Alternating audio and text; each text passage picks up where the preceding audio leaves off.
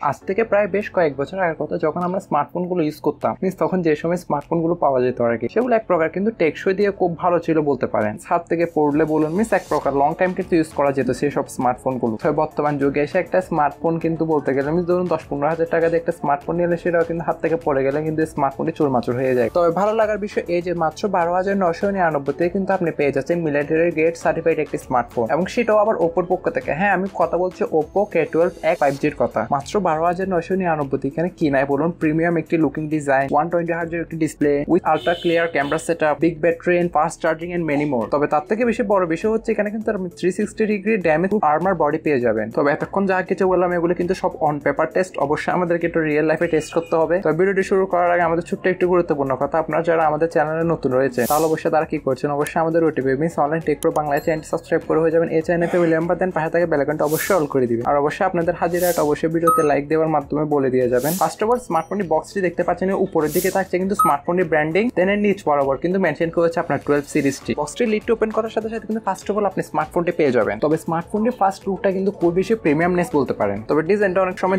দেখাও মনে হচ্ছে, একটু বলতে পারেন যে ডিজাইনটা অনেকটাই নট C4 থেকে ইন্সপায়ার। দেন বক্সে আদার অ্যাকসেসরিজ যা যা থাকতে আর একটা টিপিইউ কেস। তবে এবারেতে কিন্তু আপনার একটি এন্ট্রি ড্রপ শিল্ড কেস দিয়েছে তারা। দেন রয়েছে কিছু ডকুমেন্টেশন, দেন রয়েছে একটি সিম ইজেক্টর টুল, দেন এখানে পেয়ে যাবেন কিন্তু type C to type A data cable, then থাকছে একটি 45 ওয়াটের কিন্তু সুপার বুক চার্জার। তবে স্মার্টফোনে ফার্স্ট অফ অল যদি ডিজাইন নিয়ে কথা বলি তাহলে ডিজাইন নিয়ে কোনো মাথা ব্যথা থাকবে না, কারণ ডিজাইনটা সবারই পছন্দ হবে। কারণ আপনার এই যে ওপো গ্লো যে ডিজাইনটা রয়েছে, মূলত এই ডিজাইনটার কারণের জন্য এই স্মার্টফোনে কিন্তু একটা ফ্ল্যাশ লুকের একটা ভাইব দিয়ে থাকে। ইভেন এর থিকনেস করা হয়েছে কিন্তু আপনার 7.68 মিলিমিটার, এবং এর ওজন করা হয়েছে কিন্তু আপনার 191 গ্রাম। তবে স্মার্টফোনটি ব্যাগে কিন্তু ব্যবহার করা হয়েছে আপনার polycarbonate bag with mat finish, ফলে আপনার তেমন ফিঙ্গারপ্রিন্ট সাইনটা কিন্তু পড়বে না। আর এর ফ্রেমও কিন্তু ব্যবহার করা হয়েছে আপনার পলিকার্বনেট। তবে স্মার্টফোনের সবথেকে বেশি ইন্টারেস্টিং বিষয় হচ্ছে এটা মিলিটারি গ্রেড সার্টিফাইড একটি স্মার্টফোন, কারণ এই স্মার্টফোনের যে বডিটা রয়েছে সেটা বলতে পারেন আমরা 360 degree damage proof armour body. Accidentally যদি আপনার স্মার্টফোনটি হাত থেকে পড়ে যায় অথবা ছুঁড়ে মারুন, স্মার্টফোনটি তেমন কিছু হবে না। তবে তাই বলে স্মার্টফোনগুলো আপনি ইচ্ছা করে আবার ফেলতে যায় না, যেহেতু স্মার্টফোনটা এগুলো আসলে ব্র্যান্ড ক্লেমের জন্য করে থাকে। তবে আপনি অবশ্যই ডিউরেবিলিটি টেস্টগুলো অবশ্যই ইউটিউব থেকে দেখে নেবেন, কারণ আপনি নিজে করতে চাই না কখনো। কারণ বাইচান্স যদি স্মার্টফোনটি ব্রেক বা ক্র্যাক হয় তাহলে আপনার কত কিছু যে ব্রেক বা ক্র্যাক হবে সেটা আমি নিজেও জানি। আর স্মার্টফোনটি পাউন্ড আসে কিন্তু আপনার পেয়ে যাবেন 6.67 ইঞ্চি মাপের একটি HD প্লাস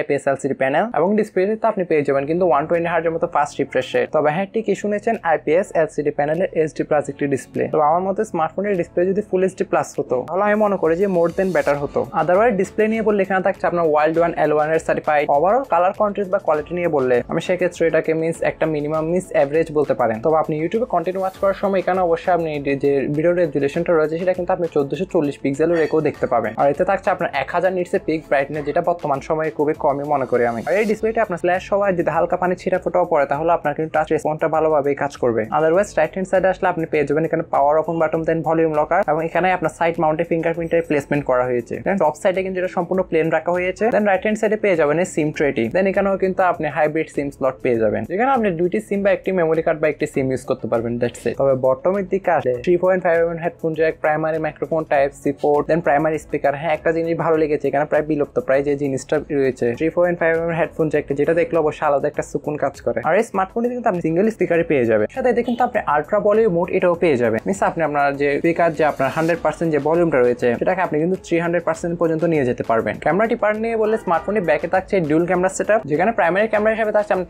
2 মেগাপিক্সেলের একটি প্রাইমারি ক্যামেরা, দেন 2 মেগাপিক্সেলের একটি ডেপথ সেন্সর। ফ্রন্ট আসলে কিন্তু আপনি 8 মেগাপিক্সেলের একটি সেন্টার পাঞ্চ সেলফি ক্যামেরা পাবেন। ফ্রন্ট ক্যামেরা দ্বারা আপনি 1080p তে 4K ভিডিওগুলো শুট করতে পারলেও কিন্তু আবার ব্যাক ক্যামেরা দ্বারা 1080p তে 60fp ভিডিওগুলো শুট করতে পারবেন। তো আমার মতে আমি এখানে সেলফি ক্যামেরা নিয়ে একদমই স্যাটিসফাইড না, কারণ অন দিস বাজেটে আমরা কিন্তু মিনিমাম 16 মেগাপিক্সেলের একটি সেলফি ক্যামেরা আশা করে থাকি। আদারওয়াইজ আমি যদি ব্যাক ক্যামেরা ফটো কোয়ালিটি নিয়েও বলি তাহলে সেক্ষেত্রে আমি একটা এভারেজ রেজাল্ট দেবো এখানে। তো ব্যাক ক্যামেরায় আপনার OIS বলুন বা EIS বলুন দুটোই থাকছে না। হ্যাঁ, বুঝলাম ক্যামেরা ডিপার্টমেন্টটা অবশ্যই অনেককে স্যাটিসফাইড করতে পারেন। এখন আপনারা অবশ্যই বলতে আসেন এই স্মার্টফোনের প্ল্যাটফর্ম সম্পর্কে জানা। তবে প্ল্যাটফর্ম সম্পর্কে বলে স্মার্টফোনে কিন্তু চিপসেট হিসেবে এবারে তারা ব্যবহার করা হচ্ছে আপনার MediaTek Dimensity 6300, যেটা 6nm বেসড একটি অক্টা-কোর প্রসেসর। অল ওভার আপনি পাবজির মতো গেমে স্মার্টফোনটি থেকে 40 বা 40 FPS এ রেখে প্লে করতে পারবেন। গেমিং এর সময় টুকটাক লাইকের দেখা দিতে পারে, তার সাথে ফ্রেম ড্রপসের ইস্যুটাও কিন্তু দেখা দিতে পারে। তাহলে যদি পারফরমেন্স নিয়ে বলেন সেটাও আমি ডিসেন্টই বলবো। আর এই চিপসেটের অন্তত স্কোর অলমোস্ট কিন্তু 4 লাখ প্লাস। স্মার্টফোনটি বাজারে আপনি 6 128 8 256 এর 2 র্যাম ভেরিয়েন্টে अवेलेबल পাবেন, এবং এতে কিন্তু তার র্যাম টাইপ হিসেবে ব্যবহার করা হয়েছে আপনার LPDDR4 এবং স্টোরেজ টাইপ হিসেবে ব্যবহার করা হয়েছে UFS 2.2। আর এটা যেই ভালো লেগেছে স্মার্টফোনটি কিন্তু ব্যাকআপ করার জন্য থাকছে আপনার 5100 mAh এর ম্যাসিভ একটি ব্যাটারি, আর বক্সে কিন্তু প্রোভাইড করেছে আপনার 45 ওয়াটের একটি ফাস্ট চার্জার। আর স্মার্টফোনটিকে আপনার 100% চার্জ করতে এটা সময় নেবে 74 বা 75 মিনিটের কাছাকাছি। আর স্মার্টফোনটি কিন্তু out of the box Android 14 এর সাথে আসবে, যার ব্যাকএন্ডে কিন্তু রান করতে যাচ্ছে ColorOS 14। এতে কিন্তু আপনি 2 বছরের OS আপডেট এবং 3 বছরের কিন্তু সিকিউরিটি প্যাচ লেভেল আপডেটটাও ইজিলি পেয়ে যাবেন, তাই সেক্ষেত্রে কোনো সমস্যা হবে না। তবে যেহেতু এটা মিড রেঞ্জ স্মার্টফোন, তাই এখানে থার্ড পার্টি অ্যাপের কিন্তু দেখা পাবেন, আপনি চাইলে সেগুলো কিন্তু আপনি আনইনস্টল করে দিতে পারেন। আদারওয়াইজ যদি আমি প্রাইসিং পয়েন্ট নিয়ে বলি, স্মার্টফোনের বেস ভেরিয়েন্টের প্রাইস কিন্তু ইন্ডিয়ান মার্কেটে বর্তমানে রাখা হয়েছে আপনার 12,999